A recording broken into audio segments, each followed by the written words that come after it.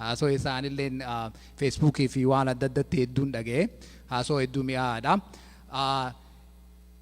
Isin xiqqoo ol barsiisuuf maastara san jedhanii namuu atting ni beekaa dhalataa magaalaa Dirree Dhawaati. Maastara san digrii isaa kaduraa haramaa irraa akkasumatti cooperative management kajeurratti arkate sanitti aansuudhaas wanni atting namni guddaan irra hedduun qabeeku martial artii takkaa'u Taekwondo kajaan kanaan bakka guddaa ga'ee jira. Amma diddamoo maal waan kana keessa jiran akkan dhageetti karaa Jaappaan kanas deemee waan kana akka baratee na fakkaata. Inni wanni qabu Taekwondo kana keessatti sadarkaa jaaffaa black belt kajamu san qaba. I think warra biyya Itoophiyaa keessa yeroo sadarkaa jaaffaa san yeroo nama duraati Itoophiyaa guutuu keessa sadarkaa kana qabaachuun. Khalamafaatis bakka adda addaa bakka bu'eetis waa'ee Oromootis haa ta'u aktivistii jabaadhaa nama waa'ee Oromoo advaansi godhaa jiru waa'ee dachii especially naannoo Dirree Dhawaa fi naannoo isiisan akkamitti akka Dirree Dhawaan tun naannoo Oromiyaa jalatti deebi'uu qabdii je'ee nama falmataa ture. Dirree Dhawaan teenya moo teenyaa miti yaboo? Teenyaa bar tun dubbii falmachuu qabnuu miti bar garuu ammoo falmachuu jirra ji'a adda addaatiin nama hedduu bakka hedduutti falmaa jiru maqaa gandaatis maqaa Oromoorraa akka hin jijjiiramne Dirree Dhawaan tunis Oromiyaa jalatti akka deebitu nama halkanii guyyaa tattaaffii godhee wanni godhaa jiru. Maastara san asitti tartakkamee kabajaan naafeera please.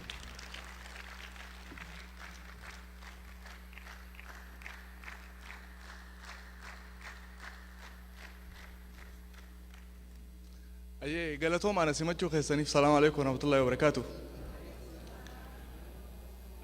Deeqaa soddomiin qabaansaa hangizee hedduu deeqaan natti xiqqaatti yoo naasoo keessaa waan hin haasoo fi waan biraatii miti. Wanni ara dubbachuuf hodhu maali? Dhugaan teenya maaliif baddee? Dhugaan Oromoo maaliif baddee? Kana jechuun fakkeenyaaf wannummaan Oromoon Harargee addunyaaf gumaachiti. Ka addunyaa irraa harkaa qabdu maali ni beektani? Waa hedduu jira. Waan hedduu. Kaan bitii hin qabnuuf nutti illee hin haftu. Fakkeenyaaf biyya tanaan namni yeroo dhufu asaayilama gaafata.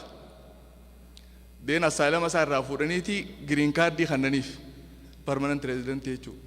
Achi booda nama kana fuudhanii sittiziina godhanii mire tartiiba sadiin deeman.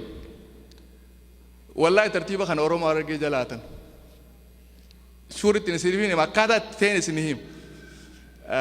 Namni tokko yoo gosa galu dhufaniiti abalu gosa nagalchii jaan. Gosa isaa wali qabeeti ambayyoo abalu gosa nagalchi je'ee naa dhagayaa jaan. First step naa dhagayaa. Dhageenye jaanii ka'anii deeman. Amma tokkoof nama kana qoratan. Maaliif dhufee nu keessa? Maal dhabee dhufee? Maal balleessee dhufee? Amma tokkoof eega qoratan booda wali qaba ammaas gosa saasan. Abaluu gaafa dabre naa dhageessan san arra garan naa dabarfadhaa jaan. Amma tokko qoratanii mi yoo badiin irra mul'ate ilmoo gararraa baate gara qabachuu didee jaaniin. Hafe jechuun asaayilamni isaa addinaa ta'e jechuudha. Yoo badiin qabaanne immoo gara sii qabannee jaanii ka'anii deeman ammas. Amata lamaaf lammada qoratan ammallee eega nu keessa dhufe akkamii heeraa seera keenya fudhatee jireenyi isaa maal fakkaataa waan jiru qoratan. Amata lama gizee fixe ammallee dhufe wali qaba. Ambayyoo abaluu keenya ka gaafa dabre gara naa dabarfattan san arra naa dhalaa jaan. Yoo badiin irra mul'ate gara shafii tahee jaaniin. Yoo badiin irratti mul'anne immoo siidhallee harkadhuu jaaniin. Yeroo san barcuma fidanii kaa'aniiti jaartiin nama sanii deema fuutee afaanitti dibdi. Ilma gudeedaa dhadhaan deengeenii miire. Ka guddifataa immoo deemaa meessan. Garagarummaan takkitti san. Kana jechuun maali? Naa dhagaya jechuun san asaayilam jechuu gaafachuu jechuu gaafiidha si dhageenya jaaniin. Gara naa dabarfadhaan san giriin kaardee jechuu akkam fayyadamanitti. Naa dhalaa jechuun san immoo sitti ziina jechuu. Isteeppiin sadeenuu nurraa fuudhamee beekaa. ani waan kana gaafaan biyya jiruun kitaabatti barreesse immoo yeroon as dhufee asaalama gaafadhuun arke piroosesa kana rabbiin narra gaadha hin beeku san dura asumattiin itti dhufe immoo keenyisaniin quba qaba kana caalaa ammallee like 2017 oosan ture diisitti Professor Asmaroon faadhaa wal agarre Oromoon torbaan hin qabu jee akkasii miti barni qabaan jeen akkamitti jee gama bahaa kana qorattee hin jeen hin qoranne naan jee duuba Oromoo ittee maa walii galchitaa hin jeen inni naannawa Booranaa qorateeti torbaan hin qabu beekan naannawa Harargee kana immoo torbaan afurii jiraa baatii keessa torbaan afuranuu maqaa if danda'ee qabaa torbaan jechi jedhu takka lama sadii afur shan jaha torba torbaanii waan marfatu torbaa marfatu torbaan achirraa ka'a torbaan duraa dhaloota jaaniini torbaan lammeessaa addeessa jaaniini torbaan sadeessaa goobana jaanii torbaan afureessaa dukkana akkasitti afuranuu maqaa qabaan jeen an kana quban qabuu je san qofaa mitiin jeen gama Harargee kanatti yeroo lakkaawwan torbaan kun hundi guyyaan torbanuu maqaa if danda'e qaba fakkeenyaaf dhaloota jechuun torbaan duraatimi torbaan duraa kun torba jennereef bito taalboojii buusan koba jireessa alkaajima wa'ina irfi jannaan torbaan duraa jaaniini torbaan lammeessaa addeessa jaaniini addeessu kun basa duraa basa boodaa carrooytaa qara salbaanaa dureetti jaanii jirti torbaan sadeessaa goobana jaanii goobanaami qardaaduma kurbicha rumaasaa rawaadaa qadaadana areerii ballo baatii gideen itti lakkaa'u edaa Harargee onde kasii ni jirti naan jee ni jirti hin jeen haarattiin qorachuu qabaa jee wanni isin jechuun fedhe maal asirratti dhugaa fi abbaa barbaada gaa abbaatu dhugaa fi barbaadetaa jechuun fedheeti leebila Oromoon dur irra turte ilaa arratti jenereeshinni keenya hin dhaqqabne ka isaan dura dabarre seenee garuu isaan dura hin dabarre arra nuti maal jechu jirra kaan Itoophiyaa faristi jee lakki hin taane Oromoo faristi jaan lakki hin taane Harargee faristi jaa leebila kana Oromoon irra kutee ture duraan maali makiinaa takka yoo ooftu dhoqqee keessa yoo seente if dura deemuu didde xiqqoo if duuba deebiftee ammaas if dura dabarsitaa miree waan akkasii takka arge kalee Oromoon namoomatti amana ani namaa ja Oromoon osoo akkana gadi hin buusin jechuu sandinnaani isin Itoophiyaadhaa fudhadhaa jennaan lakkii an Oromoodhaafi xiqqoo if duuba siisee jechuu makiinaa ammallee if dura deebisuu qaba nuti Afriikaadha jennaa Afriikaa faristenneeti Afriikaa faristira dabarsinee bakka dura abboottiin teenya qabatte gartee namaa kaja'u achirra deebin ani namaa sadarkaa jiru maaliif hortee ilma namaa achirraa dhufaa mire yeroo lakkaawwate ilmi namaa walitti hin galu nuu hitti olii galee achirraa adami galaa mire Oromoo jenne Oromoo haxabbooti xabboo waaqoo daadhii uttee bittee walaabuu jillicha dawaarii oofaa sharaa haad rooboo doorii xabboo mormoor maamma warar waayif dhoodaa marrii galaan waado shankar iram jeebuu battaan kanoobaan noobaan kana biyya laanuufi نبي الله نو خلمك لما خيرت يرد خمك ليل مكليل خانوك أنو خانوش خشيس شيس خادم آدم خبيجتي أورمون أكنه لكاوت سناف نما أجانش أورمون نمو مرك أبتهجو أورمون ريفوركات كنا سرد دبيسه والددا أرارا مال خجو لمتي لولا الرفين تل لولا أرارا جا أورمون لولا بودا أرارتي أمان أورمون هبشال لولا بودا بلّيسوتي أمانتي خنانا متي خجي قرطة بيه إنجليز خلولا ميلي كي وجين لولا جماعة بها خنانا راوته ميهون در تيرماتي ميلي كي وجين دونالد سميث جاني إساتو جي أورمون لولا بودا أرارتي أمانتي ميلي لولا بودا بلّيسوتي أمانا حواسا سن يوم وه نبلّيس جنريشن سن أورمون مو نمني even واني سيمبيتن هما يو نمني لما ولله إذا تقول تندير ما أورمون يو إذا تندير ما تشوف تله أبو دي ساخا إني نمامي جان إني نمامي تي نانو كدوفو جان نانو برادة متا بلو إذا واليمن أورمون مو سنينكا إني نمامي تي هيجا لقوا أورمون تنابي واني نمني تشوف هذا مالي leevilli keenya bikkiitti deemuu qabnu nama hajoosa irra dhaquu qabna. Makiinaan dhoqqee keessa ta'e gadi duuba deebisaniif dura oofuunis numa jirti. Baga deebine Oromoo Faristi irratti ammoo nama irratti deebi'uu qabna. Kan addunyaa wanni itti caalleen. Kalee assaayilamoo addunyaaf fannuu turte Oromoon. Karaa ambaree fuuta naa dhagayaa gara naa dabarfadhaa naa dhalaa isin hin jeessaniin jechuudha. Araar qaboos akkatti araara buufattu qabdi Oromoon. Naannoo Harargee kanatti namni amma yoo nama ajjeese. Ajjechaan gosa sadii. Taseessa, batteessaa fi dhima jaaniin. Taseessa jechuun namni lama wal lolee tokko tokkotti yoo darbatee onni san nama biraa dhoyite. Tasa nama san dheemi leebila itti ilaalamuu qaba. Taseessaa jaaniin. Namni lama magaalaa waliin bahee akka nasiibaatti yoo ol lole achumatti haaluu hin qabne jechuudha. Waan achitti uumamemi batteessaa jaaniin battaluma waan uumame jechuudha. Leebila itti ilaalamuu qaba kunis. Dhima jaanii namni lama ol lolee na eeggadhu jee halkan buuca qabatee takka mancaa qabatee dhokotee gartee itti qophaa'ee nama sanatti haaluu ba'a. Dhimaa jaaniin kan. Addunyaallee arraba sadeen sarara ilaalaa jirti akka. Kunis keenyuma beeka. Si galte? Namni tokko yoo wal ajjeesallee akkaataa itti dhiiga baafatu qaba. Waan abbaa keetiitti siimu jira beeka. Waan abaabiileen ta'e qabaachuu turteen siimu jira. Dhiiga akkamitti baafata? Si galte? Namni tokko nama ajjeese tartiiba sadii qabaachiitillee labii kafan imimmattii fi agaajuma jaanii jira.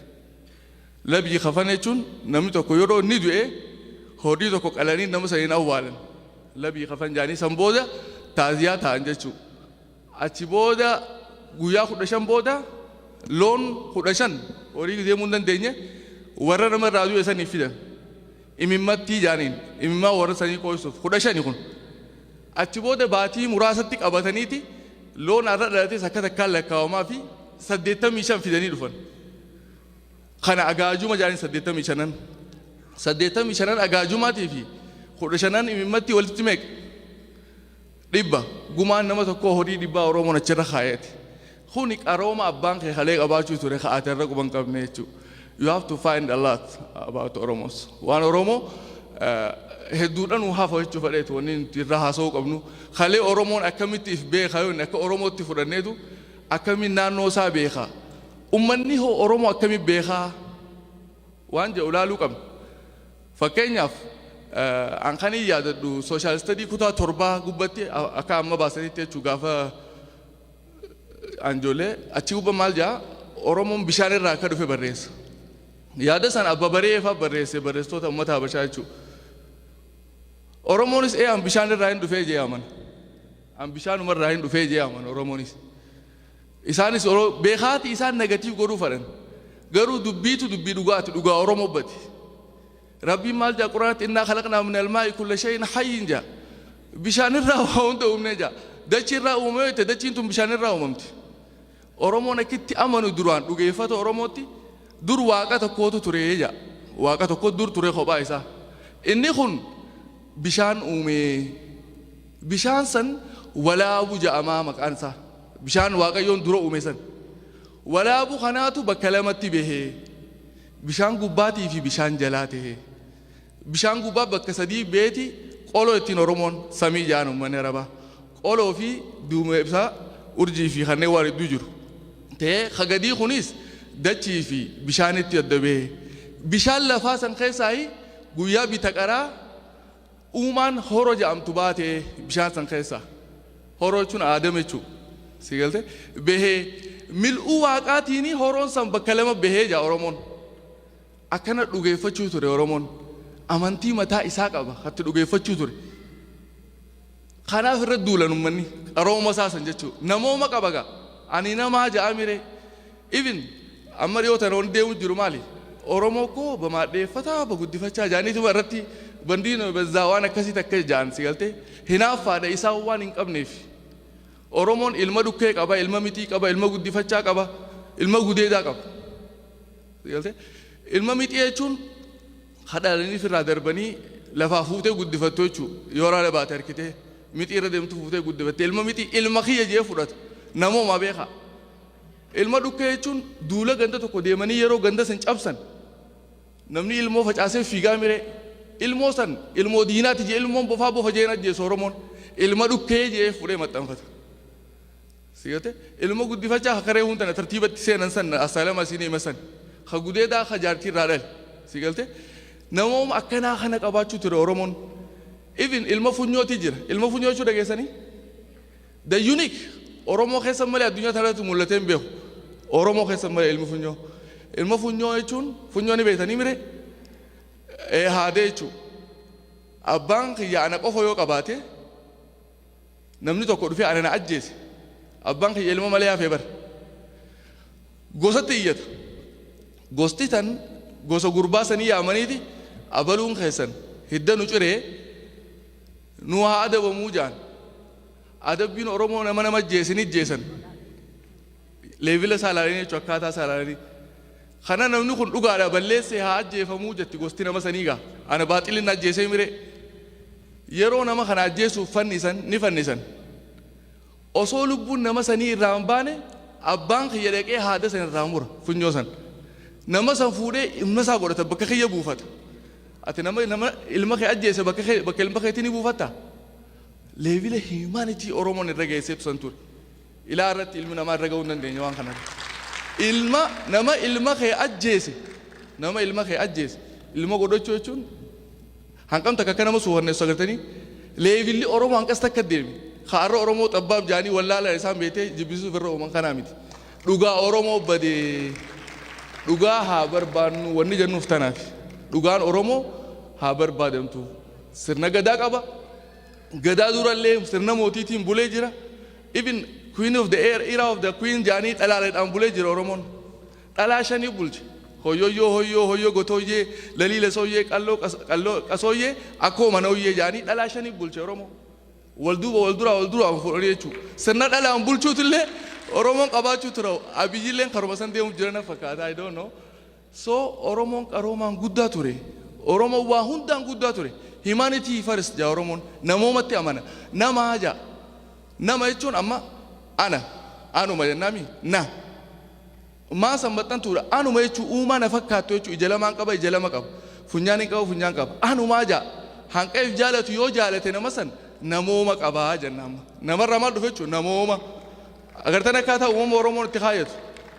So wanni hin dhaamu fadu maali ani Oromoon aadaa gabbattuu qaba. Namni biraa akkana qabuun agarreen dhageenyaan.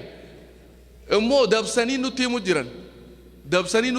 Dhugaateen jetana barbaaduu qabna. Osoo wanni kiyya deegaan hin dhumne ergaan xiqqoo takka taniin dhaamuu fadu. Leevila abbootiin teenya bu'aa barnootaa jettu abbootiin teenya ni beeyti. Kalee gizee amma ijoollee xixiqqoo taphachiisan. Hibbakkaa jaaniiti manguddoon gaafatii ijoollee toora galgalaa kan oli qabanii hibboo jaa hibbakkaa waan akkanaa naa beekaa. Hin beekuu gizee jee maal jaaniin biyya naa kanni. Maaliif wallaalaan maal godhaga biyya isaa dabarsee kan naga. Habeekoo biyya irraa fudhateeti barnoota isaa kanaan deebisaa himaaf jechuudha. Maal ijoollee barsiisuu jira jechuudha Oromoon bu'aa barnootaa namni barate biyya qabaa hibboodhaan uummatee barsiisuu ture. Har'a nuti leevila sanni jirra hin jiru. Kalee Oromoon beekumsa qaba kalee amma reefu isin hin jeesan beekumsi kun lama. Tokko kadhalootaan qabdu kaan immoo barnoota. Beekumsaa fi barnoonni adda. Beekumsa gizee jennu fakkeenyaaf namni tokko abaarsa tokko jira Oromoon mana nama hundaa jiru kadha geessan waan beetu wallaali. Hawwan maal jaan mucaa waan akkanaan gootu waan beetu wallaali siin hin ja'u jaan jala kaaya siin hin ja'u. Durnuma jaanii waan beetu wallaali. Wanni ati beetu maal? Dura akka haadhatee garaa baatetti ummaa isaa baatiim daa'imni haadha baraka san booda abbaa bara adeera bara eessumman haboo ollaa baraa dhufa. Barnoonni duraa kanaa mire waan beetu wallaalii waan beetu kana wallaaltu. Maaliif kaan barnoota eega waan beetu kana wayyoo itti booda amma torba akkana taate mana barnootaa si geessan achirratti akka ida'aata harkattuuf barnoota jaaniin kana. Immoo har'a maaltu dhufe mana barnootaa gizee deete ilmi namaa jaldeessarraa dhufe nama qaraasanii mire ansanumaan qare ilmi namaa jaldeessarraa dhufe hin dhufne yoo ta'e eegsiira. Oromoon immoo ilmi namaa bishaan irraa dhufee jaa. Kuni maali tokko barnoota jechuun katti idaattuumi tokko immoo kawnuma waan barte kanaa itti wallaalchisanii jira falfala ittiin Oromoon waan obeetu kanaa itti wallaalchisan amma nuti barnootaaf dheenee falfalmne gallee jechuu bar jaldeessarraa dhufee nu barsiisan gaa das dhugaan oromoo dhokottee wanni jennuuf kanaaf abadan dhugaan oromoo barbaadamuu qabdi ammas nama biraarraa hin eegina nama biraarraa inuma hin eegina namu ka viidiyoo kana ilaaluus haa ta'u ka mana taa'e ilaaluus mee manguddoo lafa bultan hooma gaafadha hooma takka isinii himan waan sanirraa waa fudhatta akkaataan itti afaan keenya uumamu akkaataan aadaan teenya hundinuu addunyaarraa adda afaan keenya addunyaarraa adda oromoon maqaan kee eenyu jaami yoo dhufeemni maal jaa maqaan kee eenyu jool bara aboo ati maqaan keenya gostami gurbaa eenyuti jaan hin jaane wanta nan dhageenye manguddoon ammallee aboo ati gostami maqaan kee eenyu ilma eenyuti jaan aadaaf qabnaami amantiittis maal jaa inna khalaqnakum shu'uban wa qabaa'ila litaarafu jaabar akka wal beeytanii fi jaa oromoo maaliif si gaafata si beekuu fi mire qaroomni keenya guddaa ture eessa ture qaroomni keenya guddaa arrammoo yoo ati akkasii gaafate gosummaa qaba namni kun jaal ifiif waan hin qabneef kaayisaan ifiif booddee waan hin qabneef abbaa takka abba torban lakkaawatan abbaa sadii afur yoo lakkaawwan oromoo dhufan seexaannoo jaarichuu ofirraa dhiisan hin lakkaawatan abbootii isaaniitu soo dhugaa oromootu badee dhugaan oromoo haa barbaadamtu oromoon kalee akkam jaaramu amma namni waa'ee konveeshina kanaa namaan na gaafate akkamiin ilaaltaa naan jaan aboo an akka nama dhuunfaatti oromoon jaaramu ittiin gammadaan jeen akkuma fedhetti haa jaaramu maaliif namni jaarame wali fiduun laaftuudha nama faca'e immoo wali fiduun ni ulfaatti adda facaakaa yoo bakka takka jiraate immoo humna ta'a uma fedhe naa jaaramu kalee oromoon jaarraa 11ffaa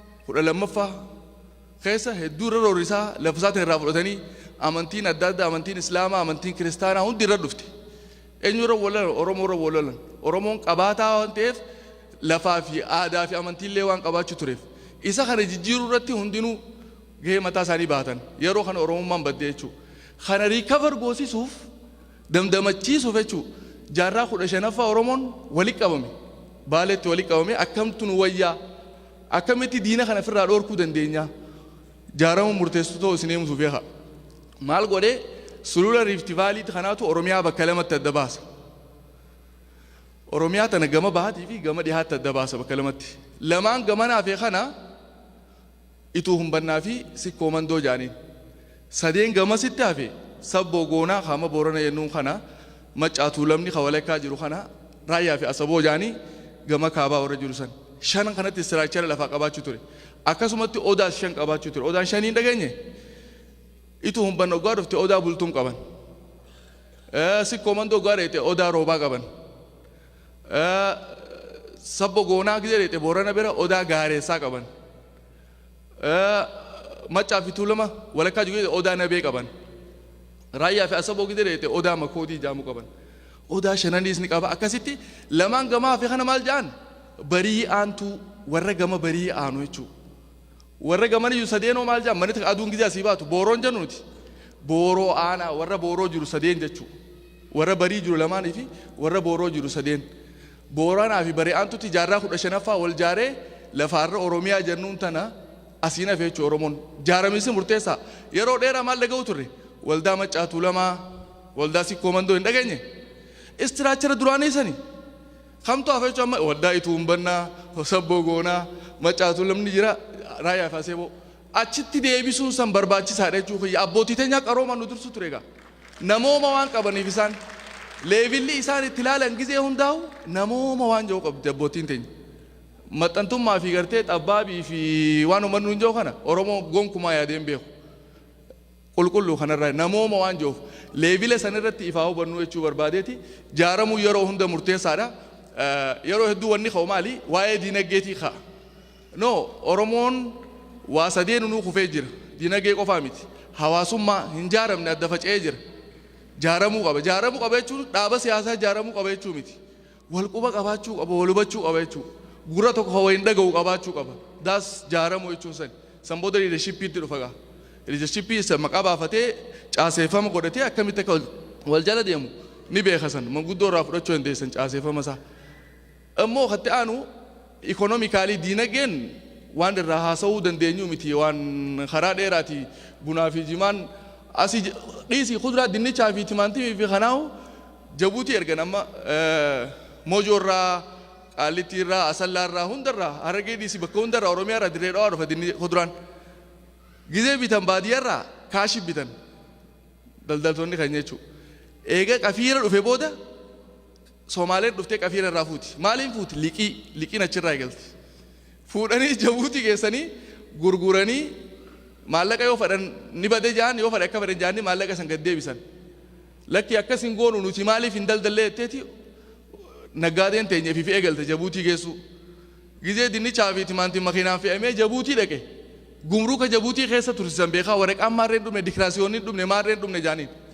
Timaantii fi dinnichaan guyyaa lama makiinaa keessa taa'ee jechuun bishaan baase. Aboo kasaarree nuti isaanuma jala dalaganne firraan dandeenyu jaan. Teeknikaalee hawaasa keenya torchuu godhan jechuudha. Lagni raammis akkamii akka ijaarame akkamitti akka diigames ni beektan. Arra haa ijaarramnu jira Oromoon.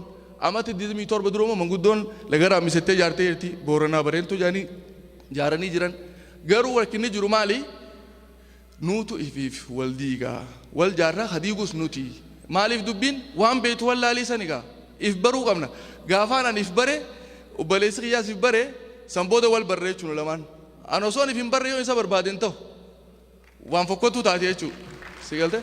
So if barbaaduu qabna if barbaaduuf immoo seenatti deebi'aa Oromoon kalee akkam ture akkamitti if beekuu ture si galte? Maalummaa Oromoo kana Oromoo jechuun maali? Gadaa jechuun maali? Hiikan qabu? Maquma akkanuma deemu. Hiikaa qaba hundinuu. Amma Soomaalee yotte irraa ilmoo jechuun Soomaal. Wayyaanee jechuun shiftaa jechuudha. Amma raayyaa fi asaboo qadamaa wayyaanee jaanin Tigiroonni.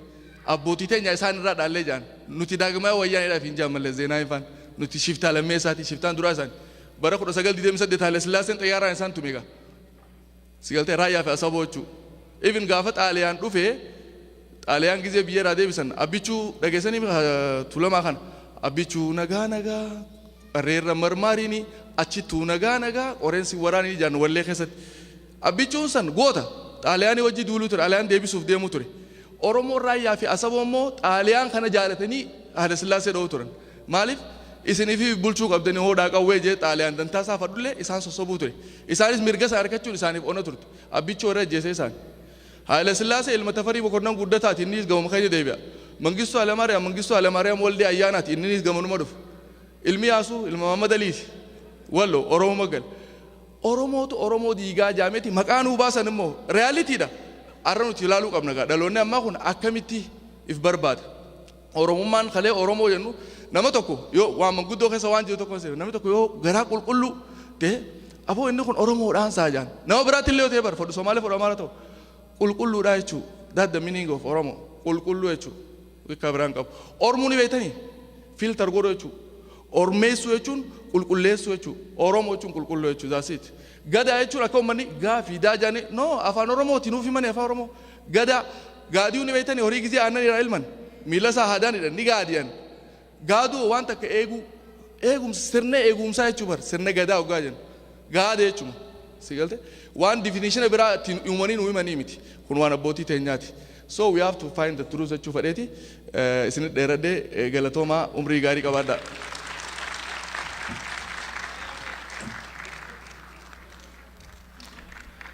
Nama akkanaa kana fa'aa hunda qabna nama seenaa hedduu beeku.